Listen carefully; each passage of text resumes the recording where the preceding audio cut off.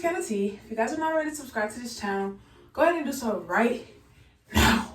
Today I'm going to be talking about contentment and how to, of course, identify whether or not you're not content in your singleness and how to actually move forward and work toward becoming content in your singleness. So the first thing I'm going to say is that it's okay to not be content in your singleness. However, it is not okay to know that and not be taking any steps toward becoming content. A lot of us have idolized marriage and being in a relationship and having someone to lay up with and all that stuff so much that it's normalized, and it is normal for you to want to be with someone. Those are normal feelings. However, when those feelings begin to become your sole focus, that's where the problem is. Because it's deeper than I just want to be with someone. It's more so I'm desiring this person to fulfill my insecurities, to make me feel secure, to comfort me in ways that God is supposed to be comforting you. God is supposed to be your fulfillment. And once I started to recognize that, whoa, this may be a problem, I started to become more and more aware of it. But I think once you get so deep into something, you start to make excuses to kind of stay in that something. So that was kind of me. I'm just like, well, this is what God desires for me. This is normal. I had to just be real and say, like, yes, God has given me the desire to be married, and that's an amazing thing. However, I have to get to a place where I'm content with just myself before God can send me a man. It's causing a lot of, hurt for me. Like, it was causing a lot of emotional baggage, a lot of tears and stuff like that, because I'm just like, well, dang, when's God gonna send me my man? Of course, adding on to like thinking about it, watching stuff about it, dreaming about it, waking up, he still ain't here. So I'm like, well, shoot, can I do this for the next 10 years? And the answer is no.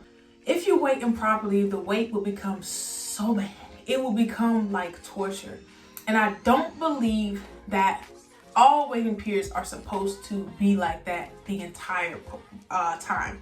For me and my situation specifically, my waiting, of course, came with its difficulties.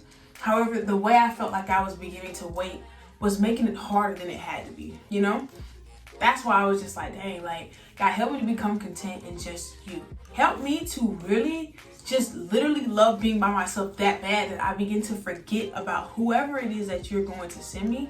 And what is it, the things that are kind of feeding my desire to want to be married? And it was the videos I was watching. It wasn't the music anymore. I cleaned up my music playlist. I listened to Christian rap and all that stuff. It was the podcast, y'all. I'll eat a podcast up. I loved marriage podcasts. And what I will say is that I learned a lot about marriage. I'm very knowledgeable on marriage and how it should work. However, it kept me to the space where it's like, marriage. And what I realized later was that I didn't have as strong of a desire to be married as I did to just be in companionship with someone. I had just become discontent in my singleness, literally like my singleness, that it was undesirable for me to be single. And it was a lot more desirable for me to have this man with me, because when your relationship, things are just better, right? I had to really like break down singleness to myself, because when you have been so clouded with relationships, social media, oh yeah, social media is a big factor and why a lot of people want to be in relationships. Scroll past that junk. Like, y'all, got to a space where, like, when it comes to marriage videos now, I swipe past it because I have no time to go backwards. I had no time to still be harping over what I don't have.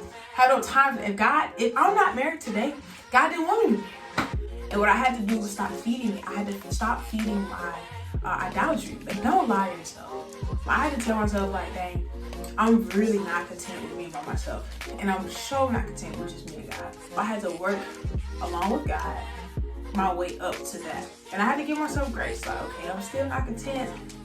And I had to slowly, I didn't just go cold turkey, y'all. I had to slowly take those things away from my eyesight so that I could be able to survive a day without consuming something with marriage, like all that other stuff. So now I'm able to I can tell you, like, I'm good. But it's not to say that I don't want a relationship. It's just that I have other things that I'm focusing on. I'm in school. I'm alright. I have new focus. I have friends. I do things. I like to be by myself. I like to go watch sunsets and stuff like that. But discovering yourself and being like, you know what? It's okay. A lot of people who are in relationships, one of the main things they say is, I don't have as much time as I used to.